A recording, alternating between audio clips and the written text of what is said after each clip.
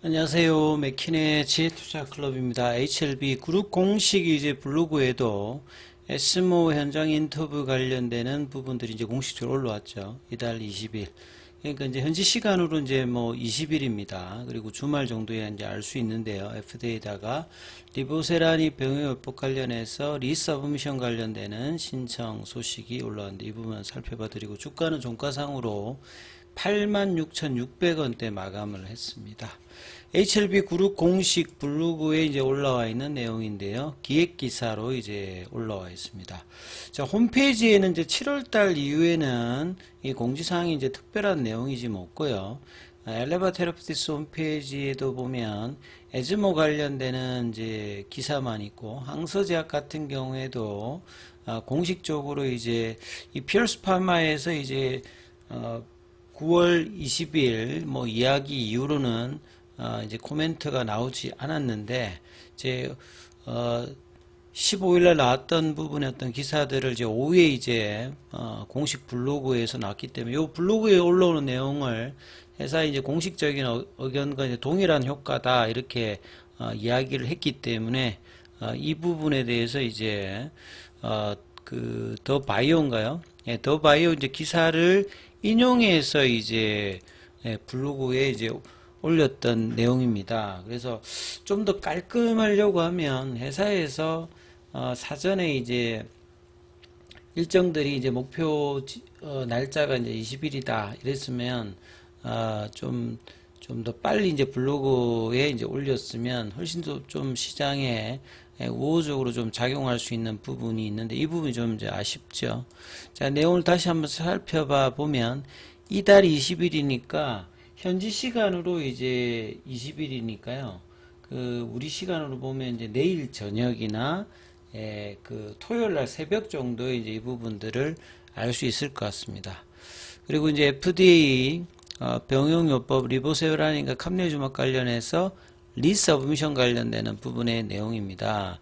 그래서 더 바이오의 이제 기사를 그대로 지금 인용해서 다 이제 들어간 건 아니고 좀 뭐 빠지는 부분들도 있고 그런 것 같습니다. 그래서 좀 정리를 해서 보면 핵심이 결국 이번에 항서제약과 HLB가 같은 날에 같이 이제 리서브미션 관련되는 부분을 제출할 계획이다. 파트너십을 모아서 이 부분들 뭐 사전에 항서제약과 이제 이야기를 해서 이제 일정들을 맞춘 것으로 사료되고요.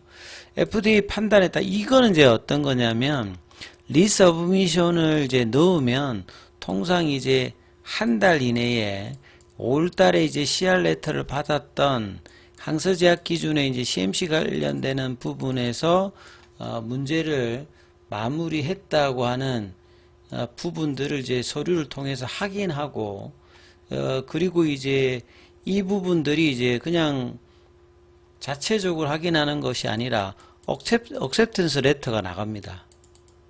억셉턴스 레터는 이제 이 부분들을 우리가 수령했다라고 이제 공식적으로 얘기를 하고 여기에 그러면 그 내용에 따라서 한 2달 안에 이제 결과가 나오는 클래스 1.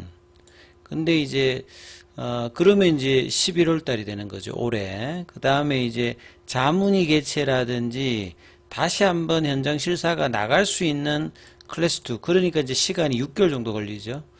그러면 이제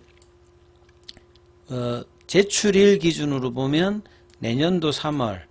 요 이제 분수령이 될 수 있는 부분이 만약에 20일에 낸다라고 하면 10월 이제 한 달 이내에 억셉턴스 레터를 통해서 포드파 골 데이터도 새로 잡히고 클래스 1이냐 2로 이제 따라에 따라서 주가도 이제 영향을 받을 수 있는 어떤 부분이죠. 그래서 뭐 아무리 길어도 지금 뭐 만약에 클래스 1이 된다라고 하면 이제 급등으로 이제 뭐 갈 수 있는 부분들이고 내년도 뭐 3월 관련되는 부분이 나와도 보통은 6개월 전에는 주가가 이제 움직이니까 지금 9월, 10월이니까 이제 이 부분을 반영하면서 추세적으로 움직이는 그래서 불확실성을 해소하는 어떤 일정들의 부분들이 리서브미션을 제출하고 이제 acceptance letter를 통해서 이런 부분들이 확정된다. 이런 프로세스를 이해를 하시면 좋을 것 같고요.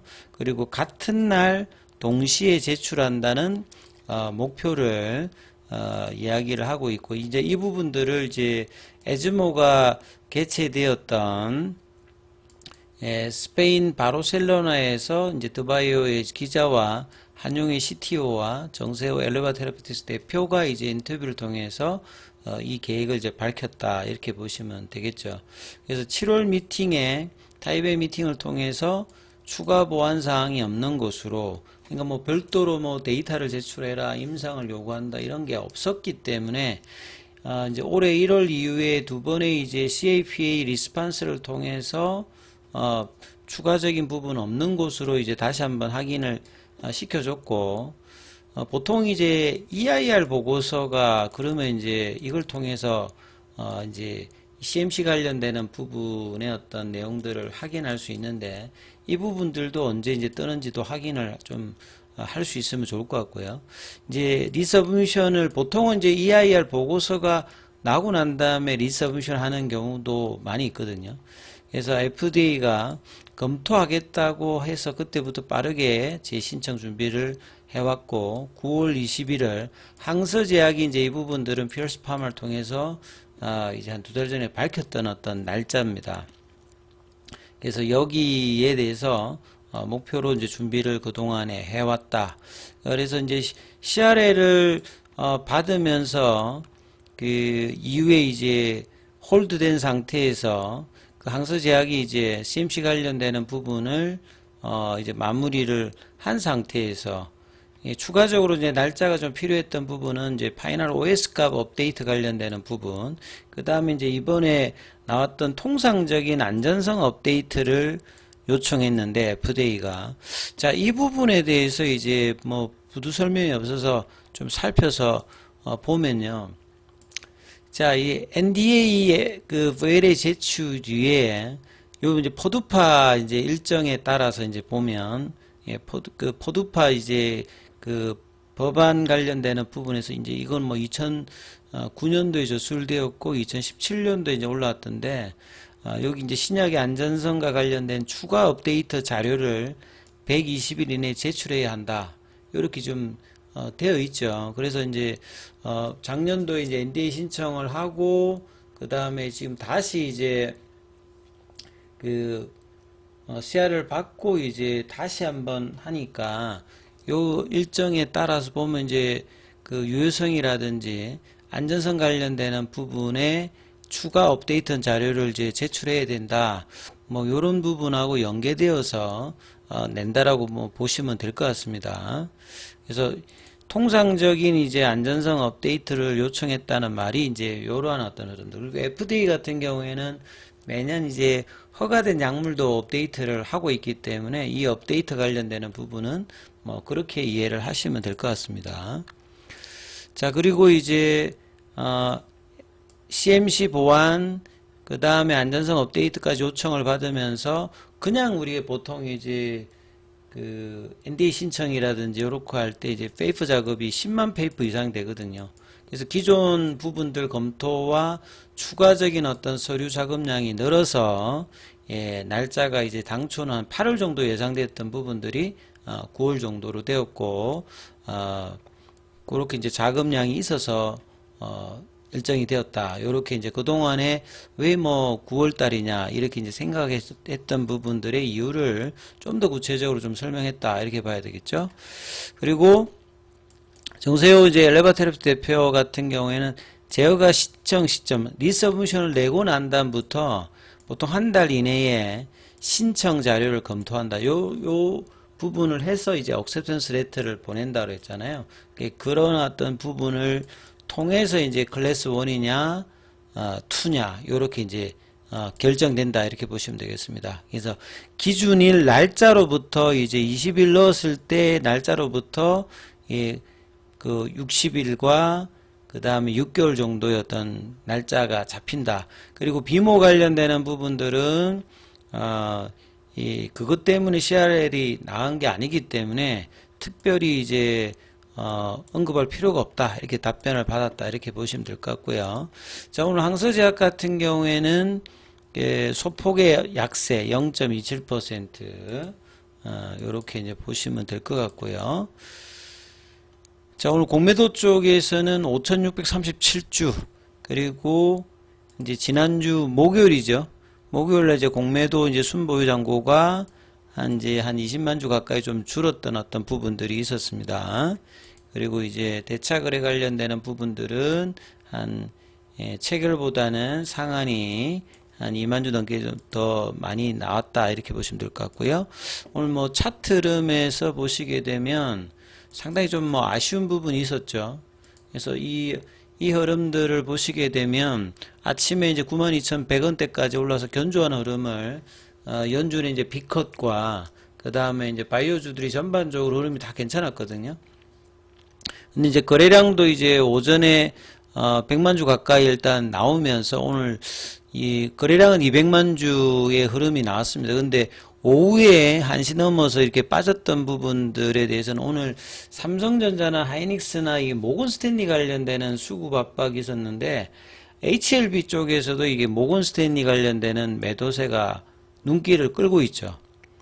예, 그리고 그래서 이제 거래원 순간 거래량에서 이렇게 이 부분을 조금 살펴보면 항상 이제 3월달, 4월달에도 공매도 쪽에서 거래량이 좀 작았을 때 흔들 때 보면 11시 아니면 1시, 2시 사이 이럴 때 이제 거래가 잠잠할 때 물량으로 밀어내는 어떤 흐름을 보였는데 오늘 같은 경우에도 이제 모건 스탠리가 아침까지는 매수입니다. 보시면 그러다가 이제 1시 54분에 이제 매도로 물량들을 때리면서 요 시점이죠.